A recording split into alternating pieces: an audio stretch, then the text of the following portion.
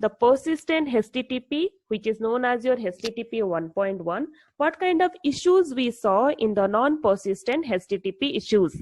That is nothing but it requires 2 RTTs per object. If you have 10 objects, you have to multiply 2 RTT with the 10 object.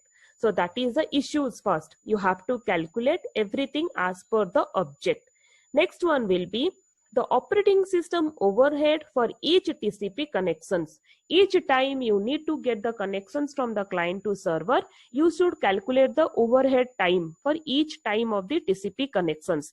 So that becomes a very much hectic work to give the connections always.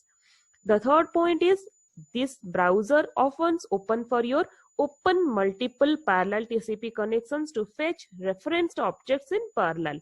What's the meaning of this? This browser, suppose you are using the Firefox browser and you opened your one of the URL. So if you want to go for the referenced object and you have clicked, you will get some multiple of TCP connections parallelly. So if you are going and giving the connections to that, you will get the data values whatever is present there. But the problem is the operating system overhead will get like heavy in that time. So it will maybe that time the server get crashed. So here that is the first issues happen in your non-persistent HTTP side. But in your persistent HTTP, which is also known as your HTTP 1.1 version, what will happen here? As we know, the persistent will leave the connection once it will send the response back. So there will be no overhead. And also subsequently, it will send the message between the client and server and open the connections. So that also happened in between your HTTP message. So the client send the request as soon as it encounters on your referenced object.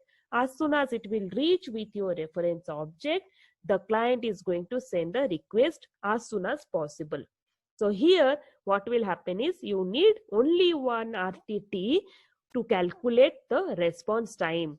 So it means that in non-persistent HTTP, the response time will be double, but here in persistent HTTP, the response time will be half because it is taking only one RTT per one referenced object. But here how much? 2 RTT time for your one object. So that is the difference between the persistent and non-persistent HTTP.